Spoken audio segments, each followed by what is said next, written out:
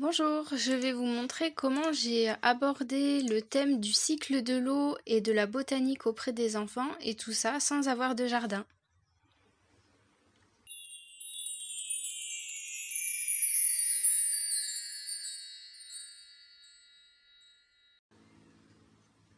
Pour pallier le manque de verdure lorsqu'on est en appartement, il y a des solutions très simples qui sont d'acheter des baby plantes.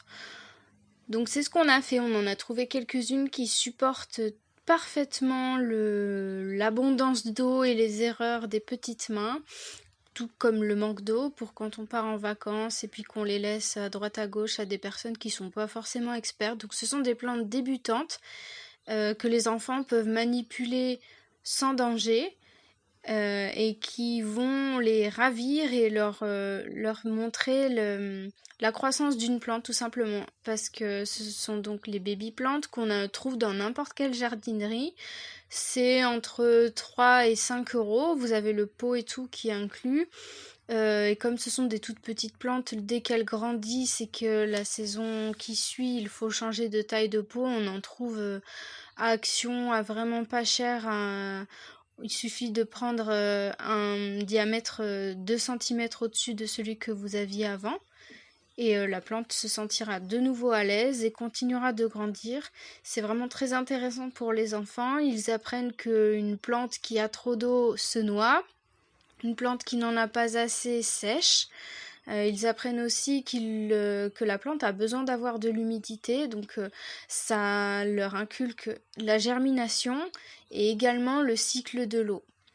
Donc on a celle-ci, la Cadium Red Banana, par contre elle est un peu toxique, donc il faut pas la couper, mais ça va, elle a pas besoin d'avoir des feuilles qui sont coupées. J'ai choisi de toute façon que des plantes qui vont accepter d'avoir un peu trop les pieds dans l'eau parce que les enfants aiment vraiment énormément arroser. Ils vont y penser, ça, vous inquiétez pas, il n'y a pas de souci. Si vous leur laissez à vue, vraiment, vous n'aurez pas peur de les oublier, ils vont y penser pour vous. Et pour celles qui préfèrent avoir des plantes qui nécessitent pas trop d'arrosage et qui sont fleuries, vous avez la Kalanchoé. Donc celle-là, elle aime vraiment pas être arrosée beaucoup puisque c'est une plante grasse. Vous voyez que la feuille est bien épaisse et tout simplement quand elle manque d'eau, vous le voyez à ses feuilles, elles sont un peu petites, plutôt plates et on peut les tordre dans tous les sens. Là, elle est vraiment en agonie d'eau. Là, elle a vraiment très soif. Donc, c'est le moment de lui faire prendre un bain. Elle aime être baignée dedans un bon coup et puis après vous la ressortez et voilà. Là, j'avais pris des pots de récupération sur lesquels j'avais fait de la peinture sur verre. Et les enfants avaient énormément aimé choisir leurs petites plantes en magasin, les planter dans leurs petits pots qu'ils avaient décorés eux-mêmes. C'est vraiment de super activités qui finissent par les intéresser à tout ça. Et vous pouvez leur inculquer des notions, toujours pareil dans le jeu et l'amusement. Sachant qu'entre deux arrosages, vous devez les vaporiser. Ce sont des plantes, surtout la Syngonium, qui aiment l'humidité. On le voit en début de vidéo, ma fille a dû couper des feuilles parce que tout simplement l'air est un peu sec chez moi. Et si vous pensez bien à vaporiser, ça aussi, ils aiment vraiment beaucoup vaporiser. Donc il suffit que vous achetiez des petits vaporisateurs ou bien vous récupérez des vaporisateurs ménagers. Mais bon, il y en a un peu partout dans les jardineries qui sont adaptés aux enfants ou bien à Action tout simplement. Au moins on est sûr de trouver ce qu'on veut là-bas.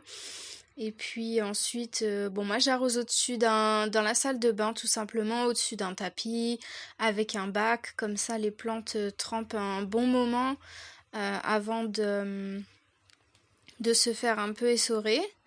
Au moins je suis sûre que le substrat est vraiment bien humide, sans pour autant être complètement détrempé, puisqu'il y a il y a des trous dans chaque pot pour que l'eau s'évacue correctement, c'est très important.